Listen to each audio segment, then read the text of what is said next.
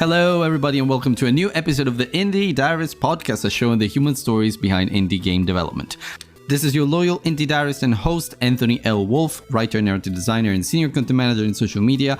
And this episode is going to be a pretty important one because we touch upon some interesting and really deep themes, such as bouncing back from failure and just what happens when things get tough and how you recover from that. So this is one episode that will hold dear for a long time. But before we dive into it, I want to shout out to my patrons who support me with their love and affection every single month. And if you want to also become a patron, because this show for now is entirely listener supported, you can go to patreon.com/theindiediarist and check out all the tiers that I've designed for you, with benefits that go from early access to content to bonus content, behind the scenes updates, and a lot more.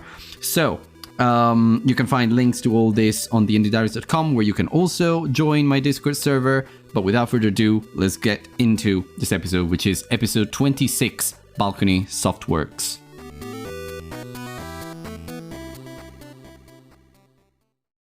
All right, hello everybody, and welcome to a new episode of the Indie Diarist podcast, a show on the human stories behind indie game development. So today with me are two amazing guests from the indie game development community. They're called Dodi and George, and I'll just hand it over to you guys. Tell the listeners especially a few things about yourselves, what you do, where you're based, that kind of jazz. Hi, my name is Joseph, and you can call me Dodi. Mm-hmm. We are a Hungarian-based indie dev company, and we are the makers of Barroom and currently working on Deepest Chamber. And I myself I'm the animator, and I'm also doing visual effects, testing, and sometimes briefly a little bit of business and marketing. So you're doing a lot of things. Yeah. Hi, Wearing everyone. a lot of hats, yeah, as is customary in Yes. these companies, yeah. What about you, George? I'm so good, but I think George is easier. Oh, you're okay. And I'm designer and programmer at Balcony. Okay, well, compared to Dodi, your introduction there was much shorter, but I'm sure you do a lot. Yeah. he could be talking for half an hour, saying everything he does. So, yeah, this is the shorter introduction for him. I mean, we're talking about in indie studios, so yeah, we do wear a lot of hats, but that's part of it, and that's, I think, the magic of it, I guess. Yeah, that is a great point, and we'll get to that and your current studio and such gradually. But first, I want to ask you guys a question that I like to ask everybody who comes on this podcast, which is, what is one game that you think everyone should play at least once? Your own games count, but usually people don't say those. So yeah, you can go for one each if you want. Well, if I have to pick one that I really liked and I played many times, actually I played it with George, it would be Neverwinter Nights. Ooh. Oh, okay. Yep. Right. Yeah. We have tackled that game with George, I don't know, like 6 or 7 different times, always starting from scratch, and never finished it. Because there is always something that comes up, and that game is so long, and you can just get lost in it. It's pretty big, as far as I know. I haven't played Neverwinter Nights, but it's on my list at some point. I will get there. It's a pretty good game. Mm-hmm. And is it the same for you, George, or do you have another one? I think I love really old and clunky RPGs, but I would not force any other human being to play those. But I think that really the game that really got me, and I think that everyone can play it, is Papers, Please. Oh, I just love that game. Yeah, amazing choice there. Yeah. Oh wow, Papers, Please, amazing. Lucas Pope is the designer, as far as I know. Yes. If I remember right. Yeah. And I actually played that game recently, and it's a truly amazing game. It is really amazing. The way it weaves politics with gameplay and the story with the gameplay, and just makes you question your moral choices and such. It's just a whole other level. Yes, I think it's a little work of genius. And us being from Eastern Europe, there's immediately an interesting connection there. Of course. Mm-hmm. It's close to home. Yeah. Yeah. Right. So this will be an interesting question to answer for you, George, I suppose, but I suppose for you as well, Dodi. But which games do you remember playing growing up, and do you think they're having an influence on the work you're doing now? Whew, wow. Really looking back, I would say one of the first games I have ever played was Red Alert or Red Okay. Alert 2. Mm-hmm. And from there, in early 2000s, late 90s, and from there, what was it? A few RPGs, but I could not remember the name of them, and FPS games. Mm-hmm. These were the first games that I played. Enemy Territory was, I believe, the name of the game, but that was not officially a game. It was a mod of something, and you could play it online against other people's. And and from 2004, I had a huge uh, obsession with World of Warcraft. All right. I played that game for way too many years. Wow, yeah. Are you still playing it now, or? Nah, no, All no, right. no. I don't have time. I would love to, but I don't have time. Okay. But even Okay. if I were to go back to World of Warcraft, I would go back to the vanilla, or the original World of Mm-hmm. Warcraft. Okay. Right. And what about you, George? I mean, you mentioned the old and clunky RPGs. Oh Any yes. examples there? Oh yes. Like I think it will tell you a lot that I just love the Gothic series and Arx Fatalis. If you're familiar Okay. with those games. I've heard about them. Yeah, definitely. And you know, I think that we can definitely say that those are really clunky games, but they're incredibly atmospheric. And I think that's really the thing that pulled me in. Like you just jump into like a completely different world and you just get immersed. And I lost way too many hours in those games. But actually the first game that I think that I played was maybe the Settlers 2 or Settlers Oh, 3. right. I don't Well, really know. I see kind of, well, apart from the MMO bit, but I see a lot of interest from you guys in like strategy games and Yes, at the yes. same time also RPGs and in your case, George, Gothic fantasy and Oh, such, which I yes. can really see in your Deepest Chamber game. It's and we'll get to that shortly, but yeah, it's interesting. I can definitely see those influences in the work that you're doing now, which I think is always fascinating. But here's a bit of a more personal question then. When did you realize you wanted to be a game developer? What was your actually, was there like a sudden realization moment, or did it just happen gradually? Oh, there definitely was. Right. And I think this is an interesting topic because during our university, we started to just work on a custom game engine. Mm-hmm. And this is where things get to an interesting point because we're still using our own game engine, and that's really a bad idea. That is a really, really, really, really bad idea, especially if you're trying to make, you know, a 3D game engine and yada, yada, yada. So yeah, we started our game engine, I think, during like the second semester, and Mm-hmm.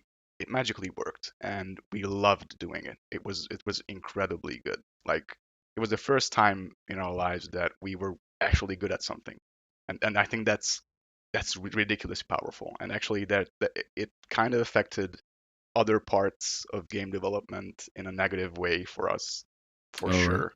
Mm-hmm. Um, but yeah, when we first saw the first like polygon appear on the screen, that's when we knew that, oh, okay, let's do this. Let's put everything that we got because this is amazing and this is magical. And yeah. Amazing. Yeah. Yeah, well, you're not the first one who tells me that they've developed their own sort of engine to Oh to yeah. to create games and such. It's I know a couple. I mean, I know a developer who wasn't really happy with. He's a writer as well as I, and he's working on a massive narrative story led game. Ooh. But I did one of those, and I did that in Ink, which is a beautiful little programming language slash mini engine of sorts, I suppose. Um, but he is trying to program his own version of Ink because Ink just didn't work for him. And you're not the Oh. first one who says, maybe someone who came on the show, maybe around the first episodes, told me they're doing mobile games and they did their own engine for those mobile games or the Facebook games and such. Oh. Of course, back then, Unity wasn't as widespread and Unreal Engine wasn't as widespread as a standard. So things just changed now. But you mentioned that there are some challenges that brought some challenges and made things a bit more difficult for you guys. Why is that? Having your own custom engine, what kind of things are you encountering? I think that, you know, being like decent at something is very comfortable. And I think that for us, it overshadowed being, or not being, but getting better at game design. Right. That definitely had a mark on our game design. Like, we did a lot of programming for absolutely no reason, just because we felt comfortable there, and we were very comfortable, and we had a decent success after our first game, and we jumped into creating a 3D engine because we loved programming, and we put game design a little bit in the background, and that's not a good thing to do. Yeah. Yeah, I suppose then the quality of the games kind of suffers from that. Yep. If you have to think about a lot of different things at once, you have to basically code your engine while you're actually doing the actual game. Yes. So your mind is kind of in two spots there. Right. And just clarify this for me and the listeners. What is the relationship between you guys? Are you friends? Are you family? We have been childhood friends since the age of 14. All right. So okay. we were in high school together. So that's from where we know each other. But during the university years, we went to different universities. So as George said, he studied programming. I studied journalism, actually. All right. So we went two separate ways.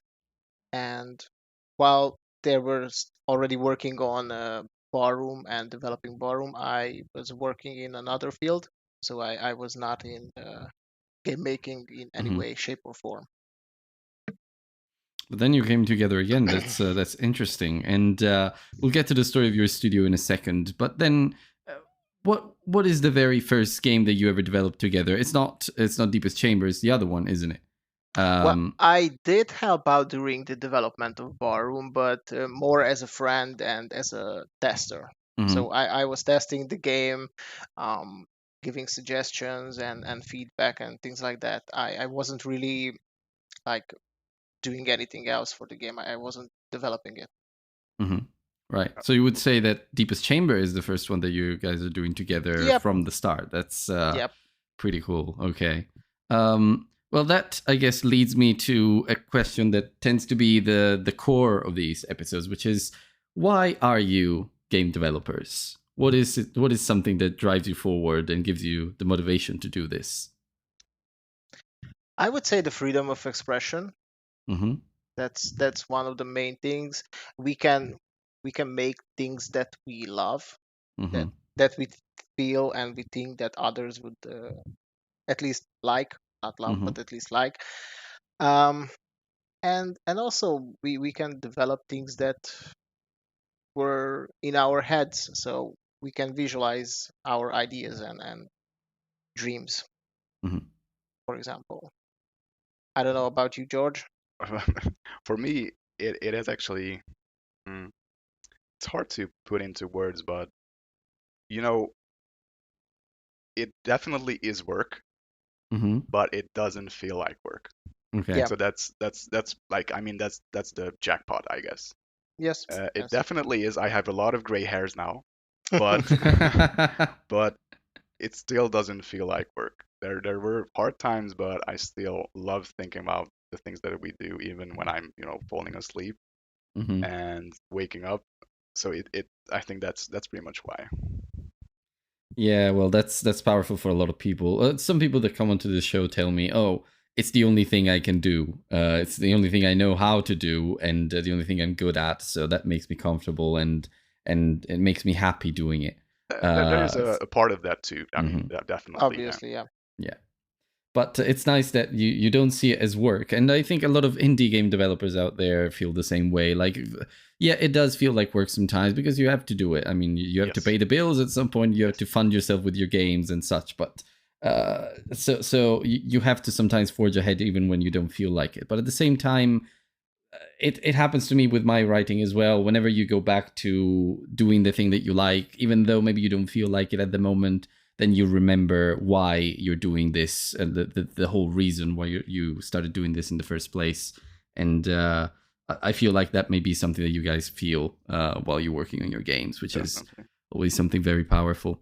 But yeah, getting out from this very deep tone, let's go into something a bit more fun, which is the name of your studio. I mean, I know the story behind it, but you guys are named Balcony Softworks. Care to tell the listeners why? Dodi? George, I believe this is your this is your part. Well, during university, we just gathered around at my flat with a Mhm. couple of beverages, let's just say beverages, and just talked and talked and talked for hours about games on the balcony, Mhm. on my balcony. And actually, yeah, everything happened there, and that's how we named our company.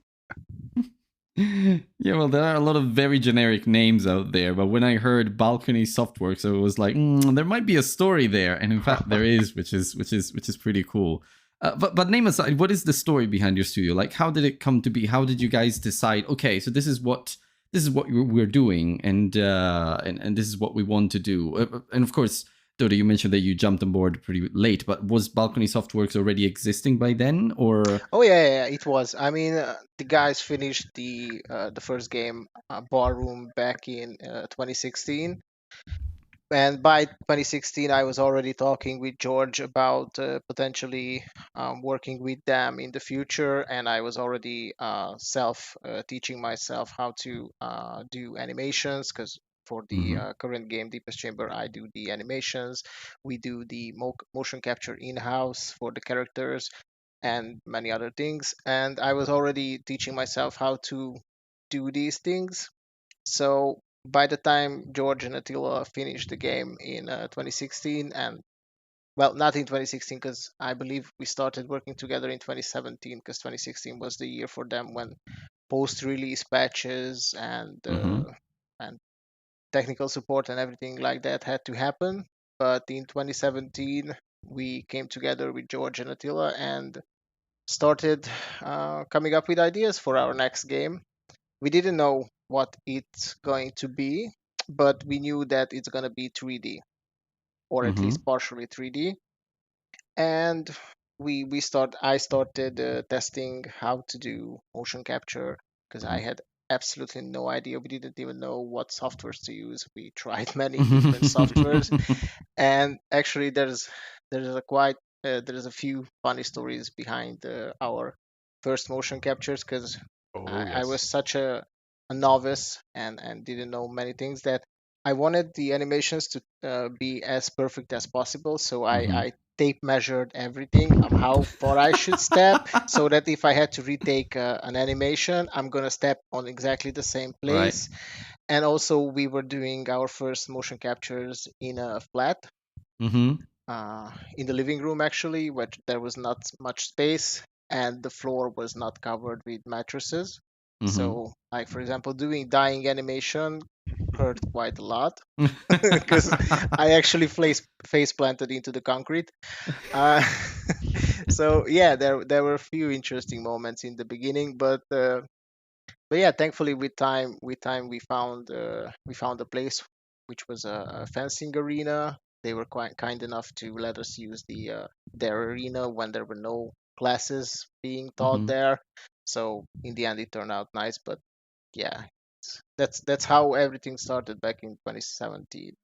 But in 17, I believe George and Attila already started working on their next engine, which we use currently for Deepest Chamber, and we were throwing around ideas of what game we are going to make. I believe George, we wanted to make like an auto battler first, but there was also an idea Oh, of an we wanted to RPG. make a lot of things. Oh yeah, yeah. We prototyped. I don't know how many prototypes we had, but we had like a lot, and they were awful, all of them. Oh yeah, yeah. Everything. And that's the time where we noticed that a lot of people were engaged with Slay the Spire Mm-hmm. and other card games, and we tried those games, and we loved them because, I mean, as you said yourself, we love strategic games and RPG games and things like that, and we wanted to marry those two Mm-hmm. aspects together. We tried to do something like, because at that time, also Dark Souls 3 and Bloodborne was big, and we loved those games as well, and we wanted to marry together the hardness and the tactical aspect of card games with the Mm-hmm. aesthetics and the feeling of Dark Souls and Bloodborne. Yeah. So that's Right. that's pretty much how Deepest Chamber came around. Yeah, well, I want to touch on Deepest Chamber next, but first, I'm interested in one thing from you, Dodi, specifically. Like, Yep. you mentioned you did journalism. How come No, you made the? I studied journalism. Okay, I you never studied worked. journalism. Okay, No, I never worked as a journalist but because still, how the jump between journalism and animation and art is an interesting one because they're not necessarily connected. How did that happen? Like, have you always had an interest in art and animation? yeah, I was always an artistic person. I love to express myself in some form of art. As a kid or a young teenager, I love to draw, for example. I enjoyed books and Mm-hmm. reading. That's why I went to become a journalist, because I was passionate about telling the truth Ah, right. and Okay. and and being honest with people. But during the course of my university years, I realized that things are not quite as black and white as I Yeah. thought. So there's a lot of gray areas, and Yes. I decided that maybe it's not for me. Mm-hmm. So that's why I never became a journalist in any shape or form. And then after that, I actually just became a salesman. So Mm-hmm. I worked in many different companies, uh, from working the front counter desk up to becoming a import export manager and things Mm-hmm. like that. But those were, I don't know, dry work, I would Yeah, say. I know. I mean, I've done journalism, trade journalism for a Hmm. while myself. I know exactly what you mean. But in terms of sales jobs, I know they suck all living soul out of you. It's just yeah, not the best not the best field to be unless you Yeah, really like that kind of that buzz of selling things and being persuasive and such. But if you're in game development, usually you don't. You're usually kind of an I'm. introvert in some ways. Yeah, I am, and I like the current situation where I'm working from home office. It's relaxed, and we are just together, Hmm. friends working together. There are obviously intense moments when you have to work a lot and Of it's course. pressured and everything, but it's not always like the 300 phone calls a day, and you have to like Hmm. run all the time everywhere. And also, you don't have targets aside from the ones that you guys set for yourselves. So, Obviously, Yes. but Oh, like, you yes. don't have we to report to anyone really. well, we don't really need to report. We have a publishing we have a publisher behind us, those awesome guys. They are our publishers, but obviously, yes, I mean, we are given a free hand, and Hmm. so there is no Right. pressure coming from them. That's actually a huge privilege. Yes. Hmm. That is something really big. And you mentioned how many of you are in the team? Because you mentioned definitely a third person. Yes, Attila, I think you mentioned. Attila. Yes, Attila. we are three-person team. 3 people, yeah, okay. Yep. And right, yeah, so it's like a very, I'd say, of course, it's a small indie team as many indie teams are, but the result is pretty amazing, I would say, because having tried the Deepest Chamber beta right now, I'd say it's in a pretty good spot already, Thank you Well, very honestly. thank you. much. I mean, It was it's a long and hard road to come yeah, to I this can imagine. to this Yeah, build. yeah, but this build, I mean, of course, people will say, "Oh, it's just a card game," because some people will say that. Yeah. But actually, now I'm curious about one thing, especially after you just mentioned that it's been a long road. So, were there any hiccups during development? Any challenges that you faced? Anything that you want to share? Actually, there was quite a big hiccup. The first version of Deepest Chamber was quite hard and on the edge, on the knife edge style gameplay required for that game. And initially, we had a lot of positive feedback coming from friends, people who tried the game. And during Steam Next Fest, we had many people try the demo and they said positive things about it. Mm-hmm. And when we launched into early access, we received a lot of feedback that it was too hard, not easy to understand, confusing. Our review score was, I believe, 60% at the Mm-hmm. Around beginning. 60, yes. Yeah, around 60. So it was a huge disaster for us. Mm-hmm. We were so much expecting something better than what happened, Mm-hmm. and that basically crushed our spirit for the next 2 to 3 months. Yeah, I can So imagine that. yeah, that those times were not easy, but thankfully we have a lovely and really supportive publishing team behind us. As I said, those awesome guys are the our publishing team, and basically they said to calm down, relax, we are behind you 100% financially, and in any way, shape, or form you guys wish us to help you, we will. And That is since, amazing by Yes. itself. I mean, Yes. it's yes, incredible to have that kind of support. not many people can say that they have such a positive Mm-hmm. publisher behind them, but thankfully we did. And since I mean, after the first 2 months after the launch, we started to gather our thoughts, and it took us 14 months to come up with Deepest Chamber Resurrection. And I believe George can tell you the details, but it was painfully hard. Wait, is it now it comes to me. Is it called Resurrection because it's Yes. basically all right? Yes. Okay, Yeah, yeah. it's Yeah, yeah. Resurrection because It. basically that's not Deepest Chamber, that's Deepest Chamber 2.0. Mm-hmm. Okay, okay, It pretty right. much is because after that, like 2 or 3 months period when we were just trying to understand what went wrong, um, we realized that the game cannot be really fixed. Mm-hmm. There's no way that we can fix the game. We actually have to make a new game. Yes. And I feel like when anybody says that you actually make a new game, they lie a little bit. Mm-hmm. But uh, we actually had to do that. There was no way that the core and the pillars of the first game will work. Mm-hmm. And we just had to go back and do everything from scratch. And I think that the hardest thing was for us that we knew that if we just make, as you mentioned earlier, another deck builder, it won't help us out in the end. We had to come up with something that actually affects like moment to moment gameplay in deck builders, and that actually brings something new to the genre a little bit. Mm-hmm. And that was the hardest thing to do because we were just smashing our heads against the wall and trying to Yeah, come of up with course. something that will work. And we actually didn't know that it will work. Um, I think it's like a couple of months ago, I think, Yeah. that we realized that we can just go really deep with the boosting mechanic and the intent management mechanic. Uh, so yeah, it was an interesting time. But we were really lucky and really privileged to actually do this and learn from our failures because Mm-hmm. yeah, that's something that most people don't have. Yes, we had a lot of feedback from our community. It wasn't a big community, so we don't really have a big community, but those that were in our community, we have a few people on Discord that were always there to help us, Mm-hmm. tested, gave us feedback on something that, for example, this works, this doesn't, what the hell is this? Why are you going this way?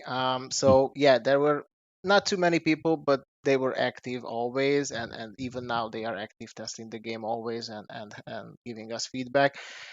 And I mean, George came up with the boosting mechanic, but before that, like for those 14 months, it almost felt like when we were in the beginning when we were doing prototypes. Mm-hmm. So we were doing that, but in a specific genre. We had to come up with something new and original for Deepest Chamber that is not a copycat of all the other card games. So that's Yeah, I would say it's a really powerful thing to have so much support behind you, and the fact Yes. that but also I do feel you, George, when you say it's been tough when you were basically hitting your head against the wall because you were feeling pressured by the fact that you had released something that didn't quite perform as you wanted, and then at that point you wanted to make it right, but how do you do it? How do you turn a page Yes. while Yes. still staying on the same chapter, so to speak, if we want to keep with the book metaphor? But yeah, I think honestly, guys, I think you guys have bounced back from that one really well. I've tried, as I mentioned, I've tried the demo, or not demo, I've tried the beta. It is fun to play. For someone who doesn't play many card games, I found it engaging. The animations are beautiful. The game Thank you. system is great. It's the strategy behind it and the gameplay itself, the boosting mechanic, it all Thank you works. very much. So I do have good hopes for this resurrection of Deepest Chamber, and I do hope that at least it will bring you some more positive feedback. There will always be people who say, "Oh, this is shit," but you know, you Yeah. can't please everybody. The important thing is that you please your community, and your community is happy, and you are able to gather more people around yourselves. And I think this game will help you do it. Well, hopefully, things seem like that they are going in a positive direction because ever since we released the Resurrection patch last year, our review score has climbed up to 74.5%. That's good. Yeah, that's a good sign, Yeah. definitely. Mhm. Maybe So 77. Maybe. 77, yeah. So, I mean, we turned the stone around and it's not mixed anymore. It's Mhm. mostly positive, which is a huge thing. And just to put a scope on things, like everything in the original Deepest Chamber, all 100+ cards, the buffs, the trinkets, the potions, everything had to go. Like all the Mhm. cards had to be redesigned, and I must tip my hat for George because he did most of the stuff himself. I mean, Wow, we yeah. helped out a lot, obviously, ideas and testing and things like that. But I was busy because it turns out people didn't want just to see humanoid animations. They also wanted other creatures, so I was busy Oh like yeah, and the hell. monsters are pretty cool. Like the big crab king was was pretty amazing to fight there. But it's nice that you have multiple creatures in the game. Yeah, definitely. Yeah, it helps lighten the mood in the game. I mean, it's not just humanoids anymore, but also that you have some variety in the game. So I was extremely busy doing that and fresh animations for all the non-humanoid characters. Attila and George. Well, basically the engine was not changed that much, but everything else, the story, the cards, the synergies, and to come up with the idea of how to be a card game but be different than the other card games. Mm-hmm. Yeah, and honestly, personally, one thing that I think makes you does you a lot of honor. I don't remember the exact expression in English right now, but one thing that is commendable from you guys is that, and this is one thing that I think, one reason why I think that the game, this resurrection version of the game, the full release, will resonate a bit more with the players, is that you've listened to the community and the feedback that you got, and you wanted to make it right, and not everybody would do that. So I think your community and the people who left those reviews will appreciate that, just like they did with No Man's Sky, if you think on a bigger scale. But that one was half a disaster, and then they kind of turned it around over the years. And now it's widely beloved in the No Man's Sky community.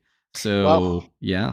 hopefully we'll be able to do the same as well, yeah. Mm-hmm. I think that's definitely something that I think you have to kind of do that. I mean, obviously, Yes. you don't always have, like, we had an amazing opportunity to, learn from our mistakes and create something that people will actually enjoy. But, if you have like a couple thousand players playing your game, you kind of owe them something. Mm-hmm. And if they had something in mind and it turns out that it was absolutely not that, yeah, you owe your players something. And we had the opportunity to actually try and give something back to them, those who actually bought the game already when it was not so good. Right. Well, moving on. Actually, now I want to talk about something else which is slightly connected to this, and it's the vision that you guys have for the game. Absolutely. It is so layered, and it's got so many interesting things. It reminded me, of course, of Slay the Spire, but also Darkest Dungeon and other kind of I'm not sure if each run is procedurally generated to an extent in terms of the rooms, but it does kind of feel like it. The way that they branch it may not be fixed, but actually, I like the system at the core of Deepest Chamber. I like the boosting cards mechanic. I like how you can chain things together. I like how you can make combos and such. So I had a pretty good time. But in terms of Deepest Chamber, which to me it looks beautiful for a game made by 3 people, what is your vision for this game? What if there's one thing that you hope every player would get from Deepest Chamber? What would it be? Well, from this version of Deepest Chamber, because the first version that failed beautifully. Oh yeah. Failed beautifully. Okay, that's the first. Failed gracefully. we for the first version of the game, we definitely wanted to give players an experience where they feel like they are walking on ice all the time. Yeah. It's a pretty dark and melancholic, I think that's the word, feeling. And it was a little bit too much. It was a little bit too intense. Yes, a little definitely bit too much. Yes. We still want that feeling, but with a focus on the fun aspect yes, of the game. The focus on that eventually you conquer everything. Yes. So you are in a bad place, but if you're smart and a little bit lucky, you will conquer everything and everything will be fine. Yeah, I can tell it really works that way. For me, you do feel like you're on ice a little bit, but then you realize that you can actually work things out. I ended up chaining together a bunch of Kelsey size cards. Nice. Because I managed to unlock a nailed upgrade for that. And for more context for the listeners, basically you can nail cards to your hand in the sense that they stay there until you use them, despite the different turns that you may take. And also you can make it so you can give it another boost so that not only they stay there, but there's another thing that I did with that calcifies card. But anyway, at some point I had like 7 copies, so I was able to deal like 50 damage to one monster because I'd been building them up over the different turns, and that helped me a lot. So it shows you that you can really approach things in a different way or in your own way, and you can find a way out even when things are looking dire, which I suppose is what you were saying there, George. So yes, it's great. And I know this is a dreaded question for indie developers, but have you got a release date in mind for the game?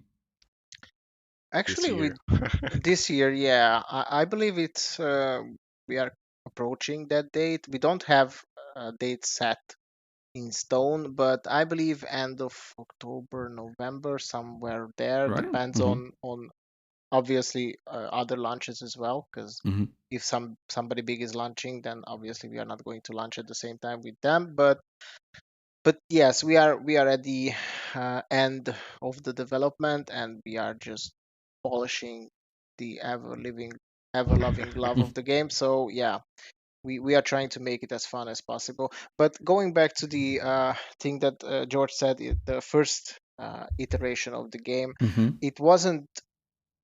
We wanted to, because we are the type of people that like to punish ourselves, and we love min maxing everything. Right. And the first version of the game was like you had random damage values. Nothing was fixed. You had a bunch of random things in the game. Everything was almost random. And in order for you to win, you had to play absolutely perfectly. Okay. And that was a lot of fun for us. We got to a point where I was able to beat the game in 5 minutes. All right. But that was me. So I was testing the game since the beginning, so that was not your average user. People enjoy a little bit of hardship and enjoy a little bit of challenge, but not as much as we thought. Because that was just way, way, way too much. Well, unless they really invested, so it depends also on the kind of game that you're building, because I can see, well, there are a lot of hardcore games out there that just punish you and punish you and punish you. And I'm not necessarily thinking about Dark Souls, because to some people, Dark Souls and Elden Ring and Bloodborne are actually easy games because you can break them really easily. But there are There are other games that, of course, enjoy punishing you, and some people are okay with that one. But also, as you say, most users will want a little bit of challenge, but maybe too much, then it's going to become a bit frustrating. So yeah. A really good example that recently came out is Wild Frost. That game is punishing, but at the same time, it's amazingly fun. It's And beautiful. it's a card game. So we played. I personally never played Wild Frost, but Attila and George played it, and I believe we never won a single run, or maybe George won one or two. A couple of times. You won a couple of times, but I was watching Attila play, and I specifically remember that he never won a single run, and yet it's a fun game, and you don't complain about it because it's packaged beautifully, so it's done really good. Perfect. So I think we're getting near the end now, but there are a couple more questions, and some of them are pretty fun. But first, I want to know from you guys that you've been developing games for over 5 years now together. Is there anything that you would change about the games industry as it is now, from your own perspective? Like, I mean, the obvious answers, could be microtransactions and Yes. games being, $100 purchases nowadays and stuff like that. But well, I'd say it's a good answer, that one already. I mean, there are a lot of people out there who are not fans of microtransactions, me included. I think they're pretty damaging in some cases. Of course, the developers need to make money and the publisher needs to make money, but I'm sure there are other ways to monetize that are not as predatory to certain types of players. Yes. And harmful in some ways. Harmful to the experience as well, because then you feel like you have to shell some extra money or some money in general if you want to enjoy it. But yeah, so a couple of fun questions for you guys now. Imagine writing a letter to yourselves, but 10 years younger. What would you say?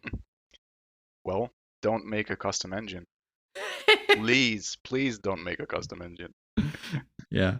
I would tell myself to study earlier animations, not to go journalism, but go to finish an animation school or something like that. That would have helped in the early years when we started. I was already somewhat experienced with 3D animations, but there were quirky times. Let's just say that. Yeah. Okay. And lastly, I feel like I may know the answer to this one, but let's see. If you had unlimited budget and time, what game would you create? I would love to work one day on an open world RPG. I knew that.